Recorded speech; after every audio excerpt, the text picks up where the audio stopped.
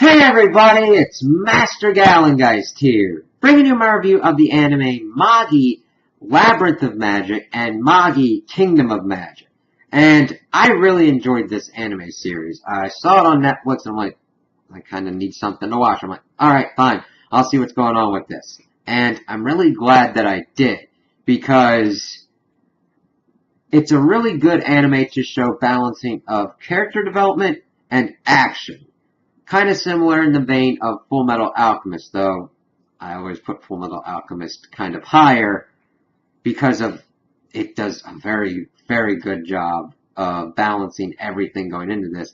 This one doesn't do it quite as well, but it does it in a very good way. It's not like complete crap where some episodes is completely balanced on just action or completely balanced on certain character development. Throughout the whole both seasons of the anime, you get a really good flow of character development and action. I was quite surprised at how well it developed it, because usually with an anime, you either pick to go full on kind of like a character route, and you have sporadic, though very important bits of action, or you go kind of a Dragon Ball route and just fucking ham at it with some kick-ass action scenes. This one at least has something for both people. The character development is well executed and really, for the most part, makes it so that you feel for the three kind of main anchor characters throughout, Aladdin, Alibaba, and Morgiana. And that's another cool draw that they've done. They're taking the Legends of Aladdin and just kind of doing their own kind of spin on it with the kind of Middle Eastern kind of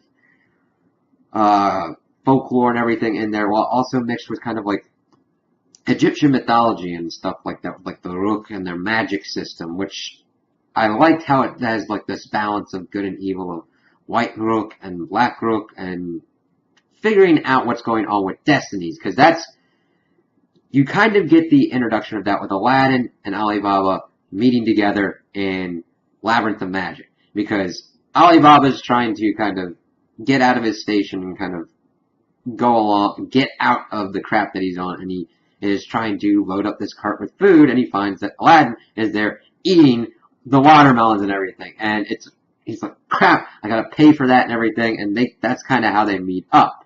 And we had previously seen that Aladdin was in this weird kind of place, and this Jinn, Ugo, was trying to grant his wish, I think, for like friends or whatnot.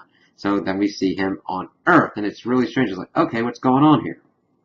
So they kind of get together. We learn about these dungeons that have been popping up, and if you go inside and win this treasure, you can pretty much become a king yourself. It's like, okay, so that's kind of why Alibaba wants to go into there. That's, of course, Morgiana kind of pops in, because she's the slave of this noble lord who's the noble lord of the whole town that they're at, and where the dungeon kind of like comes out of. It's kind of centered around there. So Alibaba decides to go in and try and capture the dungeon. The Lord follows in after them, and they get through all these kind of crazy traps. Alibaba, of course, trying to get his way through the dungeon before the noble lord and using his own kind of wiles, while Aladdin is also helping him in his own unique ways. They balance each other out very well. Aladdin's kind of more carefree, wheeling and dealing kind of dude, and Alibaba kind of has that kind of stuff, but he's more kind of focused, but not really as confident in himself in the beginning.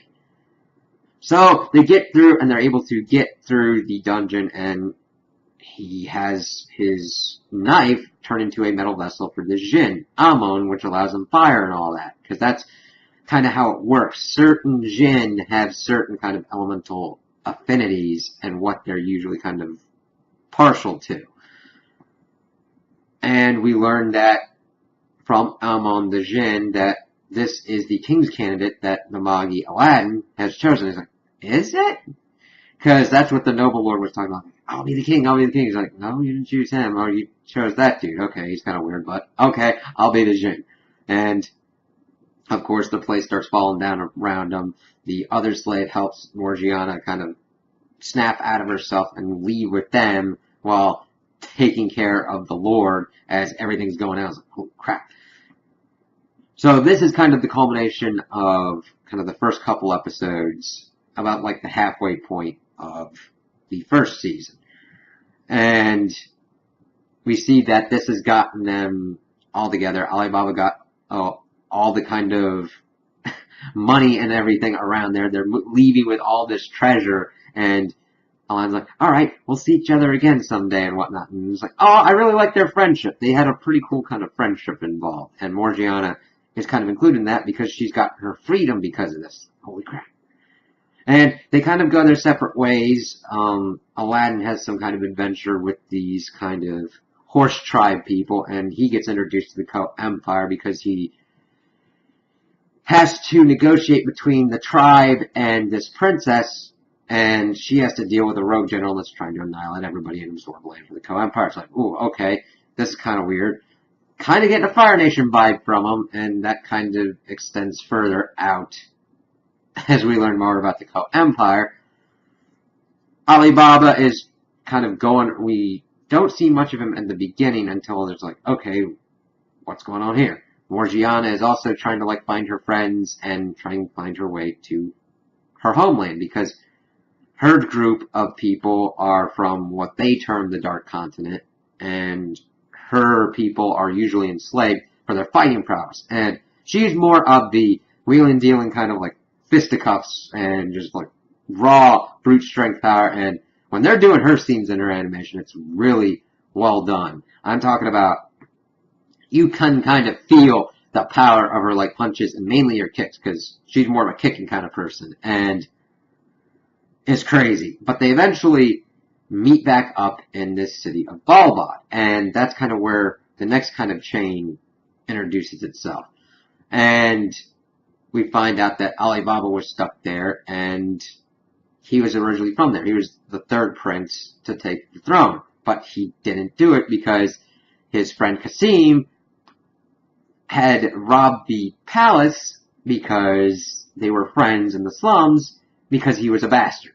And he was living with his mother who was a prostitute, and they became friends down there. Eventually, the king sent for him to take him and kind of teach him all the royal duties and all that. And Kasim used Alibaba to get the treasure and kind of sack the palace at that moment.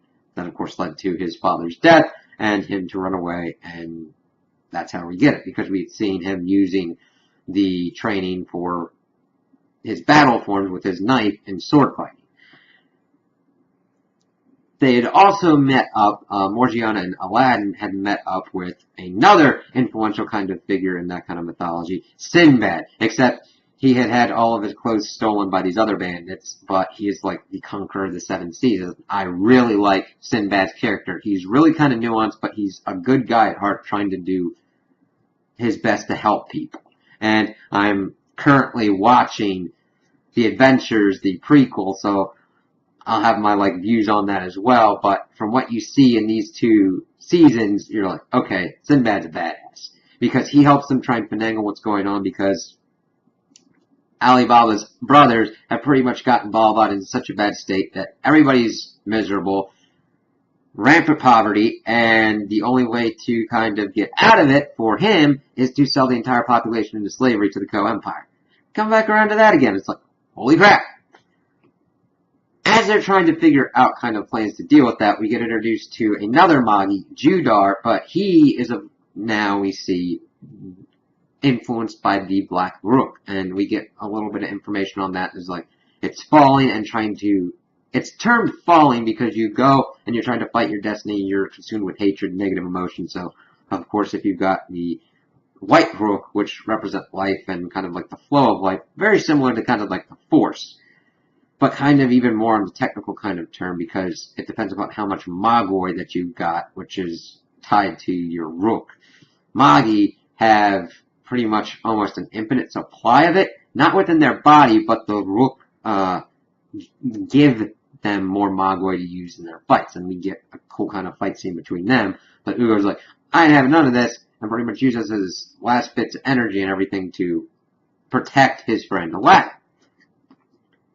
Aladdin tries to then give more Magoi to Ugo, but that makes him pass out and go back to the place that he'd come from, this kind of weird floating palace, We don't have as much information on that, even considered in the second season, but I would hope to see that they do a third season at some point. Because I'm like, oh, what's going on with this? And what's there that he obtains the wisdom of Solomon. And evidently there's this King Solomon that was like this perfect kind of peaceful planet kind of thing that it was going on. We'll learn about that in the second season.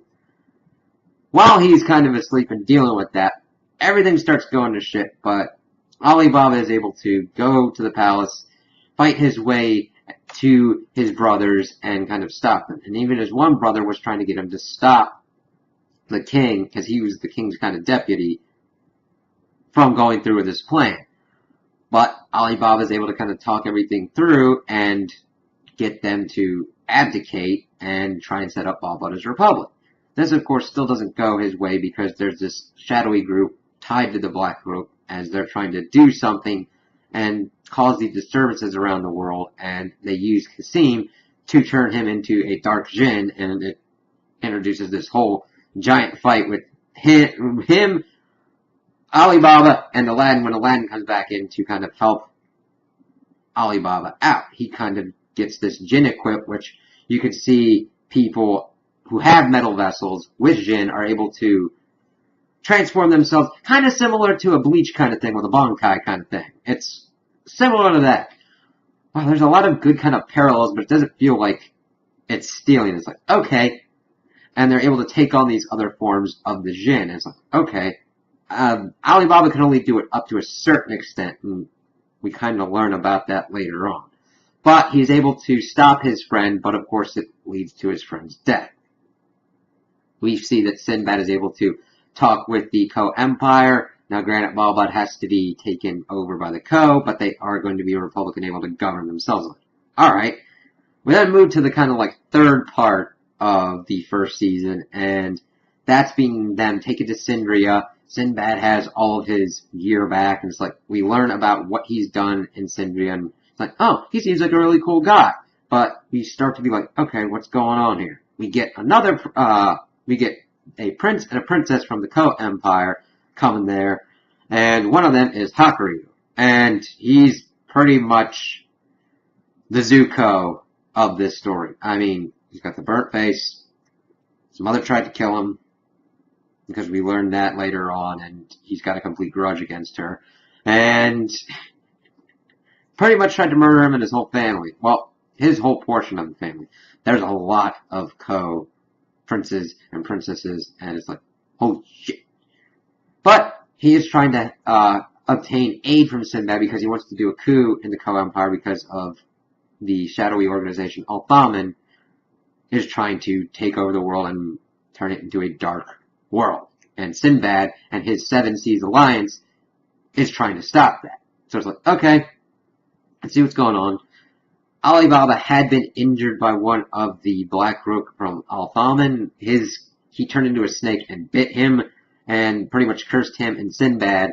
So they have to go off to one of these other dungeons to get the healing gin in it. So they decide to take Hakuryu with them. So it's just Alibaba, Aladdin, Morgiana, and Hakuryu. And we get their cool kind of stuff going through. And while they try and get in there, we get the rest of the Althaman group. The main dude pops up because he's just got to pop up. He's not really a main dude. He's kind of like an acolyte kind of thing. Hakuryu's mother is the main person that we see even in the second season. It's like, okay, I think she's more the main person. It's never really kind of clear the power structure of this group. So he had infiltrated with kind of two of his two's not the right word. One of his lackeys, and she's got a dark metal vessel, but she is also able to manipulate sand and actually makes a sand kind of sculpture. More of a golem out of her dead bodyguard that had saved her from being killed. So I was like, holy shit. Her transformation was really cool and more in line with what was going on with the usual metal vessel users that we've seen. And that fight was pretty well done, because we see Alibaba being pushed to his limits to try and figure out how to fight this battle. Same with Aladdin, and then Hakuryu just getting in there and trying to be useful. He gets his arm chopped off, but of course makes a pact with the djinn of the dungeon and gets it grown back because it's wood. It's like, holy crap, alright, what's going on here? Because he's one with the earth and, of course, kind of healing powers. Like, okay. Now, they are able to defeat her, but with what had happened with her and what Alibaba was able to see, he falls and turns into a dark metal vessel user, and that was kind of a cool kind of thing because it wasn't just him, it was also kind of a leftover residual infection by Kasim's Dark Rook, even though he had helped Kasim move on and return to the White Rook. Aladdin is then able to kind of turn him back through much hardship as he's able to, using Solomon's wisdom, kind of get in his head and kind of figure, I don't know if it's like in his head or in his kind of soul, that's never kind of clear, but some kind of approximation of that. And they're able to get out, and that's kind of the end of the first season. Okay, we got a lot of stuff to do. Now, a little bit has happened towards the end after that. Of course, Alibaba was being trained by a swordsman, Aladdin was being trained by a mage, so that way his magecraft could be better because he's still considered a baby Magi, and he doesn't know exactly how to finish up his training. He usually just depends upon the Magoi that the Rook give him instead of kind of finesse. He only knows fire magic at this point. And Morgiana is trained with another Faunalise, so that way she's strong enough to help those that she cares about. It kind of ends, and they're like, alright, they've decided that they need to go their separate ways to train. That leads us into the second season, and it strips them kind of into different kind of parts, though Aladdin is more of the main focus. I don't mind that as much, but a weakness of it is we are barely spent any time on Alibaba or Morgiana. See, Aladdin goes off to a mage country to kind of learn about them and learn more magecraft, but he's also there to figure out what's going on with them because it's only a mage one, and he's heard troubling things about how they treat non-magic users. Alibaba decides to go to the Rem Empire and become a gladiator to improve his swordsmanship skills and try and figure out if he can find one of these group of people that know how to manipulate Magoi to such a level so that way he can do a full-body djinn equip. Morgiana tries to find the rest of her people, even though her previous master that she was training with told her that there aren't any more Faunalise where she's from. Aladdin's is the best kind of bit where he goes to the magic school kind of learning kind of cool stuff. We see him doing his usual kind of thing and just making friends with two important characters, Sphinxis and Titus. And Titus becomes important because he is from the Rem Empire trying to figure out what's going on in Magna Shatad, the mage country as well. But he is also a clone body of Lady, let me see here. Of a third, well, there's supposed to be 3 Magi at one time, but with Aladdin that makes 4. We've got Judar, and then we got Lady Scheherazade. We learned that Titus is a clone body of Lady Scheherazade, and he's also about to die. That's mainly important to his character development. And I don't mind that his character gets some development, because it doesn't completely take away from anybody else's. Like, it helps add to Aladdin because he wants to help Titus no matter what. We find out that in Magna Shatad they have essentially ruled it that mages live above, and the director of the school, it's not really well done because he's essentially a magic Nazi. And I don't say that, like, flippantly either. He is a magic Nazi. He does not view non-magic people as people. He views them as, like, animals, livestock, that they have to take care of because they're too stupid to help themselves. It's like, holy shit. Because he's also then using the Magoi of, like, the non-magical population because it's stratified to a point where there's a lot of non-magic users, but they're using them to power all these magical things going on, and that he had dealings with Al-Thalman, and that Al-Thalman pretty much tricked him into making Dark Djinn and Black Rook, and it leads to some crazy kind of scenarios. This then gets to a point where Rem and Co. want to take over Magna Shatad because they want the magicians, and they also need those strategic lands as well. And it just leads to this giant kind of fight thing that's going on, and the director eventually creates this thing called a medium that is trying to bring forth essentially an eldritch god thing to destroy the world. And it's like, okay, you're essentially trying to argue for your own destruction there. And it was kind of crazy. Tidus died trying to, like, tell him to not do this and try and bring him back, because he's essentially floating naked in one part and just, like, taking in an inordinate amount of Mogwai and Black Group and controlling them and shooting out Jin and everything, but at least the great-ass fight scenes, because we get the dark metal, the metal vessel users from Rem and Ko, and just really kick-ass fight scenes. This is a good example of actively using your plot to create a good action scene. And it's just kind of crazy seeing what's going on and having to think of the tactics and everything. It just works to good character moments, seeing the Emperor of Ko having to work with Alibaba, and especially because they both have flame-powered items. That was pretty cool, seeing him do that kind of stuff. And seeing that Alibaba had come with the Rem forces to try and get to Aladdin because he knew he kind of needed help. And it just starts escalating from there, because the director creates this medium. We see this thing coming from the sky. Aladdin knows that this is what happened before, because he starts figuring out that he is the reincarnation of King Solomon, that the previous world was destroyed between a war between magicians and non-magicians. And this is exactly what happened last time. So he's trying all of his damnedest to make sure that nobody dies from this. Now granted, some people die, but he's trying to make it so that casualties are to a minimum. He even agrees to go with the Emperor of the Ko Empire and tell him about what happened before. So, yeah, watch out with that. So they're getting ready. They try and take out the medium, but it changes into a new form, and it becomes even kind of more unmanageable, but they're able to get help from Sinbad and the rest of the Seven Seas Alliance, and just seeing them use their kind of heightened magical abilities to kind of end this thing was really friggin' awesome. Now, the biggest kind of beef I had with it was that Aladdin was the main focus, and I liked that. Now, granted, I would have liked it. It's good. Aladdin's character needed that kind of development, and I really liked that.